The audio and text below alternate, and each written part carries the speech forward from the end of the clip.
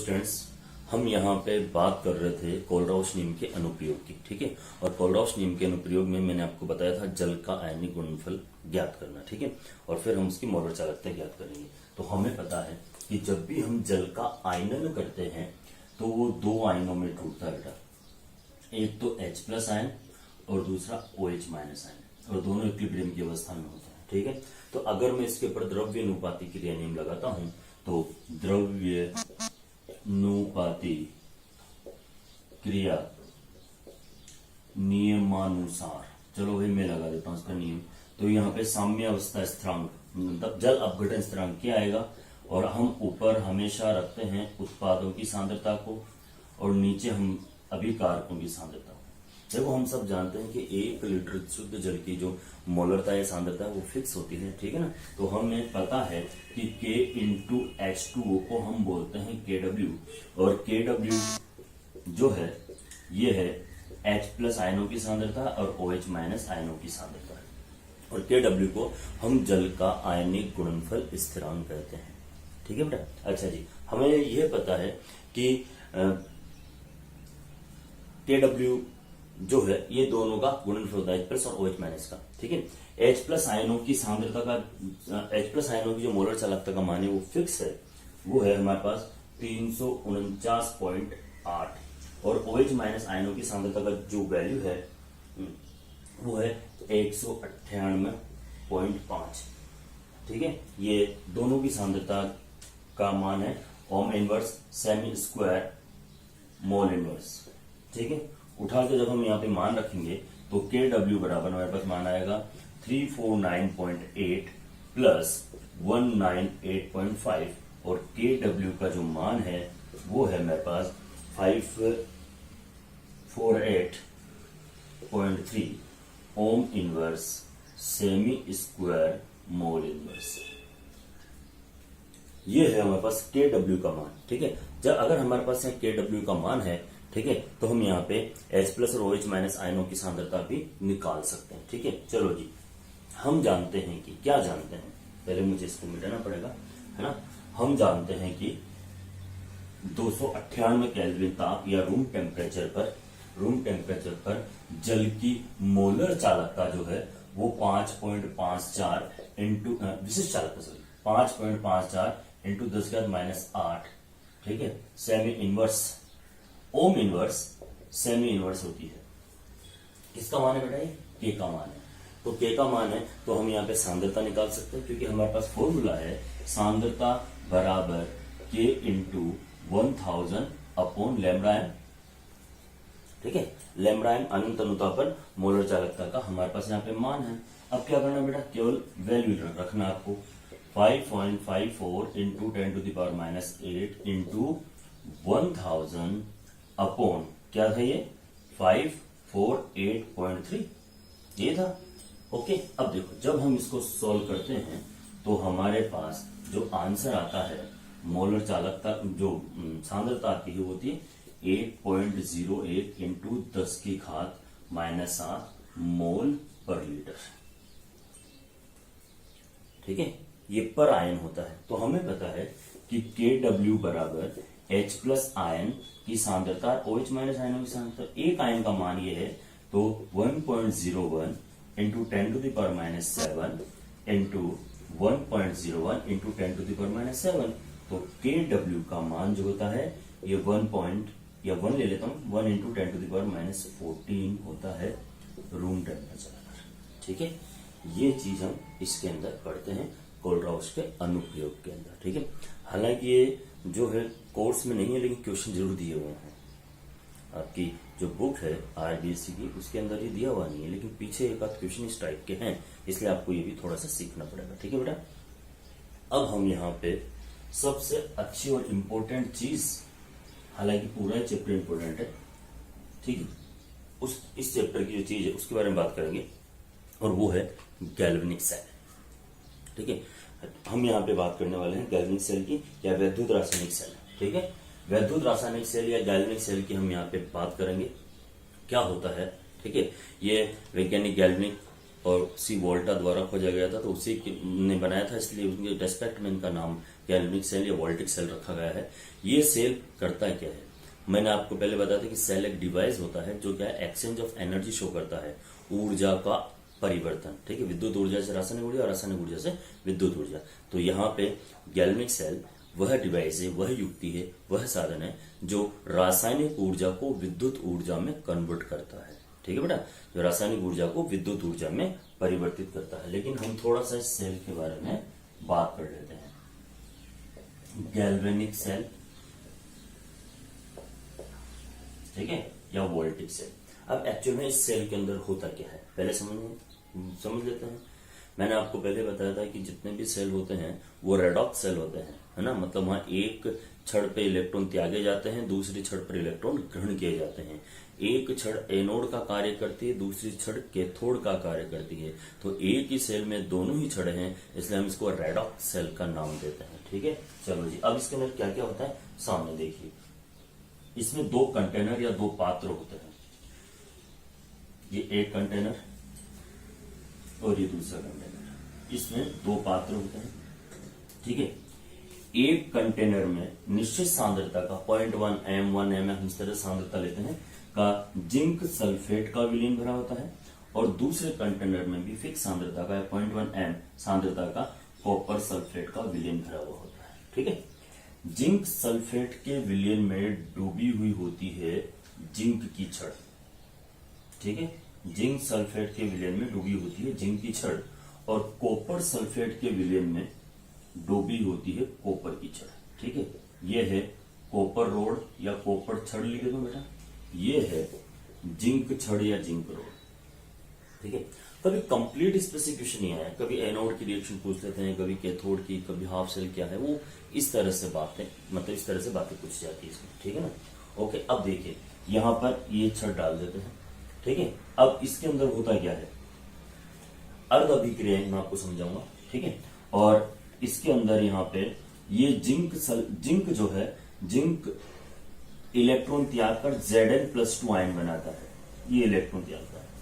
ये इलेक्ट्रॉन कहां आएंगे, इस छड़ के ऊपर आएंगे बेटा, इसलिए यहां पर नेगेटिव साइन आता है और इस पर पॉजिटिव साइन आता है। मैंने आपको बताया था कि गैल्वेनिक सेल और विद्युत रासायनिक सेल में क्या अंतर है ना, वहां पे एनोड हमेशा पॉजिटिव होता है या एनोड नेगेटिव होता है, ठीक है। और जब हम इसको एक तार से जोड़ते हैं तो यहाँ पे मैं एक वो लगा देता हूं वोल्टमीटर नापने का, है ना, तो स्वतः ही इलेक्ट्रॉन एनोड से निकलकर कैथोड की ओर जाते हैं, इसलिए मैंने कहा था इट्स स्पॉन्टेनियस, ठीक है ना। ये एक सतत सेल है, एक दूसरा था वो नॉन स्पॉन्टेनियस था, ठीक है। तो यहाँ पे इलेक्ट्रॉन जिंक छड़ से निकलकर कहां जाते हैं, कैथोड की ओर। तो ये डायरेक्शन ऑफ इलेक्ट्रॉन है, इलेक्ट्रॉनों की दिशा, और आपको बताया धारा इसके विपरीत दिशा में बहती है, तो ये जो है करंट या धारा की दिशा है, ठीक है। अब ये सेल कब तक काम करेगा, जब तक इलेक्ट्रॉन होगा। तो हम इसको बैलेंस करने के लिए यहाँ पे एक उल्टे यू आकार की नली लगा देते हैं, जिसे बोलते हैं सोल्ट ब्रिज।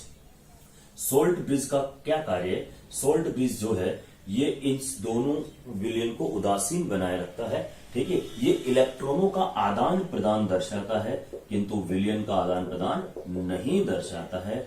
इस सॉल्ट ब्रिज, लवण सेतु के अंदर, इसको सॉल्ट ब्रिज बोलते हैं बेटा, लवण सेतु, ठीक है। इस लवण सेतु के अंदर जो है ये भरा होता है NaCl, KCl या अमोनियम नाइट्रेट या सोडियम सल्फेट का विलयन, ठीक है। तो यहां पे मैं लिख देता हूं ये KCl या अमोनियम नाइट्रेट का विलयन भरा होता है, ठीक है। या अगर प्रोटीन लाइक सब्सटेंस होता है, ये भरा होता है, और ये जो है इलेक्ट्रॉनों का आदान प्रदान दर्शाता है, किंतु विलयन का आदान प्रदान नहीं दर्शाता है। जब इस विलयन में इलेक्ट्रॉन कम होते हैं, है ना, जैसे देखो यहां से जिंक इलेक्ट्रॉन यहाँ पे लूज कर रहा, तो विलयन में इलेक्ट्रॉनों की सांद्रता कम हो जाएगी, तो K+ और Cl- इसमें आ जाते हैं। आ रही बात समझे, ठीक है। अब देखो यहाँ क्या होता है, कॉपर सल्फेट जो है ये कॉपर +2 आयनों में टूटता है, और ये 2 इलेक्ट्रॉन ग्रहण करके कॉपर परमाणु बनाता है, ठीक है। लेकिन यहाँ पे बहुत सारी चीजें हैं, बहुत सारे प्रश्न हैं जो हमारे माइंड में आते हैं, उसके बारे में हम स्पष्ट रूप से यहाँ बात करने वाले हैं, ठीक है। तो मैं पहले इस पूरे सेल की रूपरेखा बता देता हूँ, समझा देता हूँ कि इसमें दो पात्र होते हैं, दो कंटेनर होते हैं। एक पात्र में निश्चित सांद्रता का जिंक सल्फेट का विलयन भरा होता है जिसमें जिंक की छड़ डूबी होती है। दूसरे पात्र में कॉपर सल्फेट का विलयन भरा होता है और उसमें कॉपर की छड़ डूबी हुई रहती है। ठीक है, दोनों छड़ों को तार से जोड़ने पर इलेक्ट्रॉन जिंक से निकलकर कैथोड की ओर जाते हैं। ठीक है, अतः यहाँ पे जिंक एनोड का कार्य करता है। ठीक है, क्योंकि इलेक्ट्रॉन हमेशा एनोड पर होते हैं और एनोड पर ही त्यागे जाते हैं और कॉपर छड़ यहाँ पे कैथोड का कार्य करता है।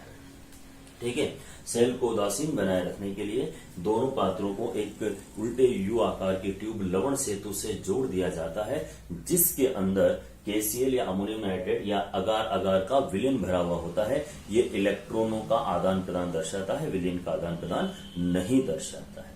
ठीक है, और सेल को उदासीन बनाए रखता है। आगे बात समझे। ठीक है, अब देखो जिंक सल्फेट के विलयन में जिंक की छड़ होती है। ठीक है, यहाँ देखो दोनों ही, एक और क्वेश्चन यहाँ पूछते हैं ये भी धातु है ये भी धातु है, तो ये इलेक्ट्रॉन त्याग रही है इलेक्ट्रॉन ग्रहण कर रही है, ऐसा क्यों? ठीक है, तो आपने देखा होगा बेटा इलेक्ट्रोकेमिकल सीरीज विद्युत रासायनिक श्रेणी के अंदर जो ऊपर आता है या जिसके इलेक्ट्रोड विभव का मान है ना, अपचयन विभव का मान जितना कम होता है या माइनस में होता है वो पहले इलेक्ट्रॉन लूज करता है। ठीक है, और दूसरा वाला उस इलेक्ट्रॉन को ग्रहण करता है। तो यहाँ पर जिंक इलेक्ट्रॉन त्यागता है। ठीक है, अतः यहाँ जिंक एनोड का कार्य करता है और ये त्यागे गए इलेक्ट्रॉन कॉपर सल्फेट के विलयन में उपस्थित कॉपर आयनों द्वारा ग्रहण किए जाते हैं। ठीक है, अतः यहाँ जो कॉपर है वो एनोड कैथोड का कार्य करता है। तो यहाँ पे ये छड़ तो मेल्ट होगी, पिघली होगी, इलेक्ट्रॉन जा रहा है। आपको पता है एक इलेक्ट्रॉन का मास होता है, द्रव्यमान होता है, भले कितना ही हो लेकिन होता तो है ना। तो यहाँ पे ये छड़ तो क्या होगी, पिघलेगी और यहाँ पर इस छड़ पर डिपोजिशन होगा कॉपर का। ठीक है, तो यहाँ पे द्रव्यमान वगैरह में है ना, याद आ रहा होगा फैराडे का नियम।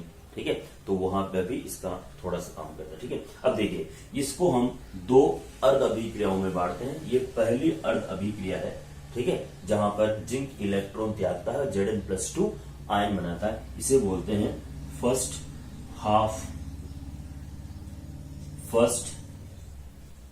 Half reaction. ठीक है, और ये है ऑक्सीकरण या ऑक्सीडेशन लिख देता हूं यहाँ पे। ये देखो यहाँ पे कॉपर आयन इलेक्ट्रॉन ग्रहण करके कॉपर परमाणु बनाते हैं, तो इसे द्वितीय सेकंड हाफ रिएक्शन बोलते हैं जिसमें रिडक्शन हो रहा है। ठीक है, तो दोनों ही हाफ रिएक्शन को मिला दें तो एक कंप्लीट रिएक्शन हमारे पास यहाँ पे बन जाती है। तो वो कंप्लीट रिएक्शन क्या है वो देखिए, यहाँ पे ये कंप्लीट रिएक्शन है अपने पास Zn+Cu+2 बनाता है Zn+2 + Cu। ठीक है, अब देखो मैं ऑक्सीजन दिख नहीं जाती है ना, थोड़ा सा ऊपर लिख देता हूं। दोनों हाफ रिएक्शन को मैं कंप्लीट करके थोड़ा सा ऊपर यहां लिख देता हूं आपके लिए। ठीक है, इधर दिख रहा है आपको, चलो जी यहां लिख देता हूं। देखिए ये Zn+Cu+2 बनाता है Zn+2 + Cu। तो यहां समझना, आपको पता है कि जो भी तत्व फ्री फॉर्म में होता है उसका ऑक्सीकरण स्टेट जो है, जो ऑक्सीकरण अवस्था है जीरो होती है। तो इसका ऑक्सीकरण अंक 0, इसका ऑक्सीकरण अंक 0, इसका +2 और इसका भी +2। तो 0 से +2 ऑक्सीकरण अंक में वृद्धि हुई तो यहां पर क्या होगा, ये इसका हो रहा है ऑक्सीकरण। ठीक है, +2 से 0 ऑक्सीकरण अंक में कमी होती है तो ये हो रहा है यहाँ पर अपचयन। तो एक छड़ पर ऑक्सीकरण होता है और दूसरी छड़ पर अपचयन होता है, इसलिए हम इसे बोलते हैं रेडॉक्स सेल, रेडॉक्स अभिक्रिया। ठीक है, ध्यान देना इस चीज का। यहाँ पे दूसरी चीज और देखिए यहाँ पे। ठीक है, यहाँ पे एनोड लिखने का तरीका और चिन्ह परिपाटी दोनों ही चीज को मैं यहाँ पे समझा देता हूँ। यहाँ जो एनोड की रिएक्शन है उसको पहले लिखते हैं, बाद में कैथोड की रिएक्शन को लिखते हैं, तो ये चिन्ह परिपाटी आएगी। ठीक है, और यहाँ आपको हमेशा देखना है कि धातु से धातु आयन बन रहा है तो ऑक्सीकरण होगा, और धातु आयन से धातु बन रही है तो क्या होगा बेटा, अपचयन होगा। आप इसको एक बार देख लीजिए, बहुत ही अच्छी चीज है ये। फिर मैं वापस से 2-3 पॉइंट की बात करूंगा।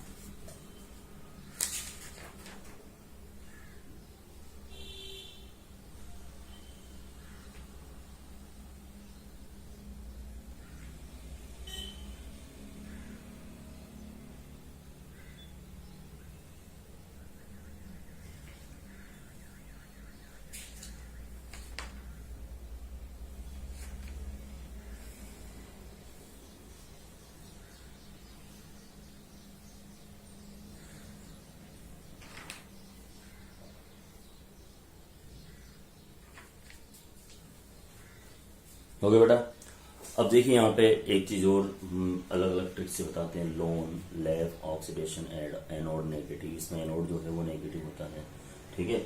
इलेक्ट्रॉन का प्रभाव एनोड से कैथोड की ओर है, जिंक से कॉपर छड़ की ओर होता है, और धारा इलेक्ट्रॉन की विपरीत दिशा में बहती है, हम जानते हैं। तो धारा का प्रभाव कॉपर से जिंक की ओर होता है। ये दोनों चीजें हैं जो इसमें ध्यान में रखना है। एक और पॉइंट है लवण सेतु के कार्य, ठीक है, जो मैंने अभी भी आपको समझाया कि लवण सेतु सॉल्ट ब्रिज किस तरह से वर्क करता है, उसके बारे में मैंने आपको यहाँ पे समझाया। अब गैल्वेनिक सेल की चिन्ह परिपाटी की बात करते हैं कि गैल्वेनिक सेल को लिखते कैसे हैं, ठीक है। चिन्ह परिपाटी, क्योंकि अक्सर जो क्वेश्चन आएंगे अभी अपने पास सेल से रिलेटेड, वो चिन्ह परिपाटी से ही समझ में आएंगे। मैंने आपको कहा था कि एनोड की रिएक्शन को पहले लिखते हैं और कैथोड की रिएक्शन को बाद में लिखते हैं। हम छोटी सी ट्रिक भी बनाते हैं इसमें। ये देखिए, ये 1, 2, 3 और 4, ठीक है। तो जब भी हम इसको लिखेंगे तो सबसे पहले हम किसको लिखेंगे, 1, 3, ये बराबर का साइन है ना, और फिर हम यहाँ लिखते हैं 2 और 4। अगर विलियन है तो उसकी फिजिकल स्टेट लिखेंगे, अगर मेटल है तो हम उसको वैसे लिख देंगे कि मेटल सॉलिड फॉर्म में होता है। तो हम यहाँ पे 1 और 3, ये देखिए एनोड की रिएक्शन को पहले लिखते हैं। तो यहाँ जिंक से बन रहे हैं Zn+2, और Zn+2 आयन हमेशा विलियन अवस्था में बनते हैं। तो हम यहाँ लिख लेंगे AQU एक्वस फॉर्म में, या जलीय लिख देंगे। और फिर 2 और 4, ये 2 नंबर पे क्या था, Cu+2, तो Cu+2/Cu, ये एक्वस होगा बेटा, AQU है ना। धातु की जगह मैंने कहा था आप सॉलिड भी लिख सकते हो। तो अब यहाँ पे साफ साफ पता चल रहा है कि जिंक से Zn+2 आयन बन रहे हैं, मतलब ऑक्सीकरण हो रहा है। तो ऑक्सीकरण वाली रिएक्शन को पहले लिखते हैं। चिन्ह परिपाटी, कोई सी भी रिएक्शन देखते ना, फिर कोई किसी भी प्रकार की रिएक्शन, उसके अंदर अगर ऑक्सीकरण आपको पता है, अपचयन आपको पता है, तो आप इस तरह से उसको इजी वे में लिख सकते हो। जहां पे साफ साफ दिख रहा है कि जिंक से Zn+2 बन रहा है, मतलब कि इलेक्ट्रॉन लूज हो रहे हैं। तो ये क्या हो गया बेटा, एनोड की अभिक्रिया, जिसको चिन्ह परिपाटी के अनुसार पहले लिखा जाता है। इधर देखिए Cu+2 से Cu बन रहा है, मतलब Cu+2 2 इलेक्ट्रॉन ग्रहण करेगा तो Cu बनेगा, ठीक है। तो यहाँ पे क्या हो रहा है, अपचयन हो रहा है, और अपचयन हमेशा कैथोड पर होता है। तो ये है हमारी कैथोड की अभिक्रिया, एनोड की अभिक्रिया और कैथोड की अभिक्रिया। हम दोनों ही अभिक्रियाओं को इस प्रकार से इजी में लिख सकते हैं बिना किसी प्रॉब्लम। देखो सेल यही नहीं, सेल और भी अलग अलग छड़ों से मिलकर बन सकते हैं, ठीक है। और सेल का विद्युत वाहक बल कैसे ज्ञात करते हैं वो भी हम यहाँ पे लिख सकते हैं, ठीक है। तो फिर अभी छड़ व्यूह पढ़ाएंगे, मानक छड़ व्यूह भी आपको पढ़ाएंगे, लेकिन पहले मैं आपको समझा देता हूँ कि हम गैल्वेनिक सेल में केवल 2 ही छड़ लेते हैं, कॉपर की और छड़ की। अगर निकल की ले ली, आयरन की ले ली, एल्यूमिनियम की ले ली, मैग्नीशियम की ले ली, तो हम उसको कैसे पता करेंगे कि इसमें से कौन सा एनोड होगा, कौन सा कैथोड होगा। ये तो हम रट लेते हैं, पढ़ लेते हैं, बच्चा 11th क्लास में भी यही सेल है ना, तो उस तरह से बात होती रहती है। लेकिन अगर अलग अलग छड़ देते हैं, बोलो निकल की छड़ दे दी है ना, और आयरन की दे दी, फिर उस कंडीशन में आप कैसे पता करोगे कि कौन सा एनोड होगा और कौन सा कैथोड होगा। उसके लिए आपको वो इलेक्ट्रोकेमिकल सीरीज, वैद्युत रासायनिक श्रेणी, वो याद करनी पड़ेगी, ठीक है ना, जो मैंने आपको पहले भी लिखा रखी है, ठीक है। तो वो सीरीज अगर आपको याद है तो आपको सोचने की जरूरत नहीं है। और आपको ध्यान रखना कि ऊपर वाली जो मेटल है, ठीक है, वो हमेशा एनोड बनेगी, और उसके नीचे जो आएगा वो हमेशा कैथोड बनेगी। फिक्स है ये चीजें, ठीक है। तो उसी के आधार पर हम यहाँ पे बात करेंगे, ठीक है। तो पहले हम यहाँ पे बता देते हैं कि सेल विभव कैसे निकालते हैं। तो किसी भी सेल का विभव निकालने के लिए ई सेल का विद्युत वाहक बल बराबर, ठीक है, बराबर ई कैथोड छड़ का विद्युत वाहक बल, ठीक है, और माइनस ई एनोड का विद्युत वाहक बल, ठीक है। देखो एनोड हमेशा लेफ्ट होती है, ये भी ध्यान रखना, क्योंकि आपको ऐसा देखने को मिलेगा E cell equals to E right minus E left. Right जो होगा वो कैथोड होगा, लेफ्ट जो होगा वो एनोड होगा। और उसके लिए तो मैं ये लोन याद रखते हैं, लोन है ना, लेफ्ट ऑक्सीडेशन एनोड नेगेटिव। जो लेफ्ट है वहां ऑक्सीकरण होगा, और ऑक्सीकरण हमेशा एनोड पे होता है, और एनोड वो नेगेटिव होगा इन गैल्वेनिक सेल, ठीक है। ये चीज आपको पता होनी चाहिए, ठीक है। तो ये सेल है, इससे रिलेटेड बहुत अच्छी अच्छी चीजें हैं जिसके बारे में हम बात करने वाले हैं आप लोगों से।